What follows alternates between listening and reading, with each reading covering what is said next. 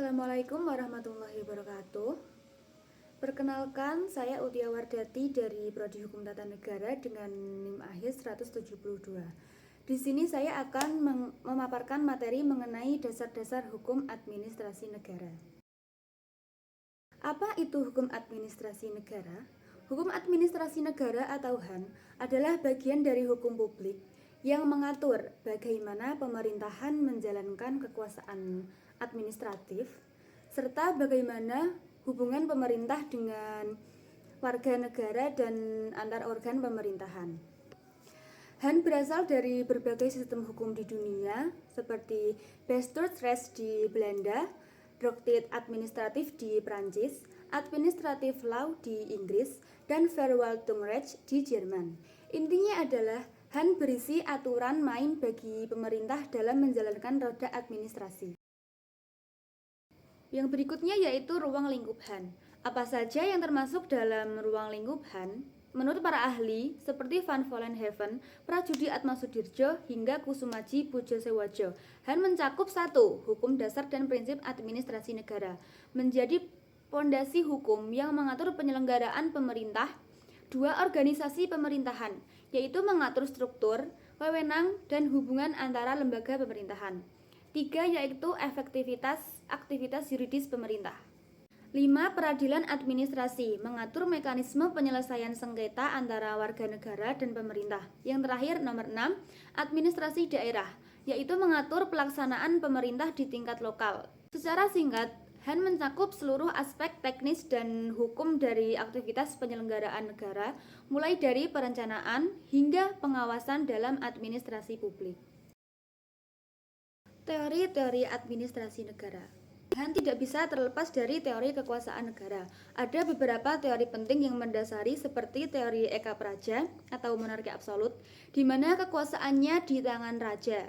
Lalu ada teori Dwi Praja atau dikotomi, yaitu membagi kekuasaan menjadi legislatif dan eksekutif. Lalu ada teori Trias Politika dari John Locke dan Montesquieu, yaitu legislatif, eksekutif, dan yudikatif.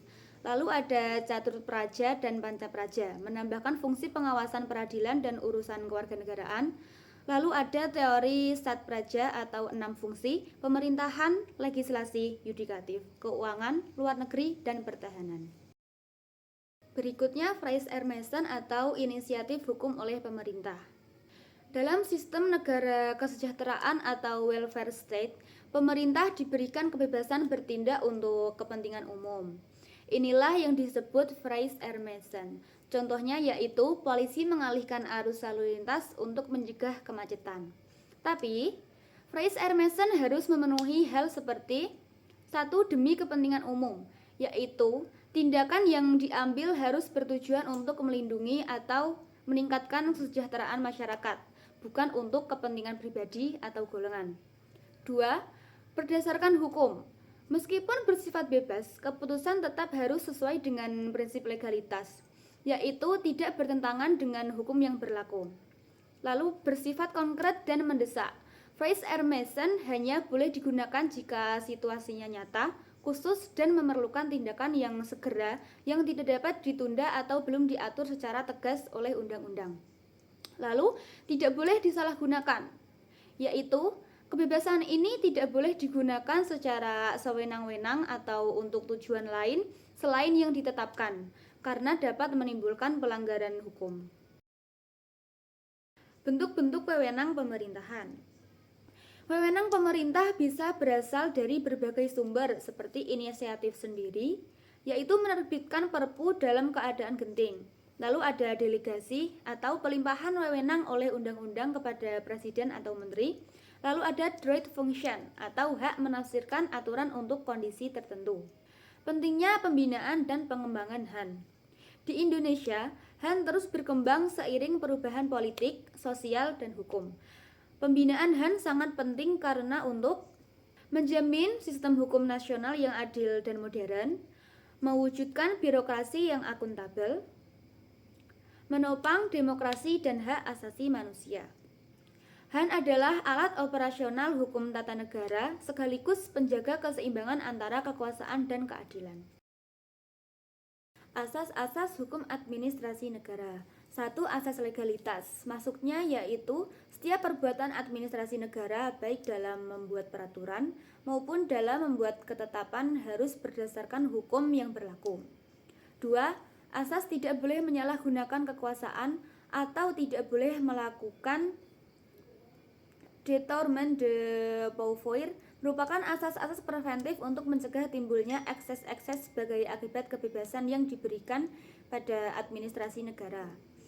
3. Asas tidak boleh menyerobot wewenang badan administrasi negara yang satu oleh yang lainnya, merupakan asas-asas preventif untuk mencegah timbulnya ekses-ekses sebagai akibat adanya pembagian wewenang atau tugas dalam suatu unit organisasi pemerintah.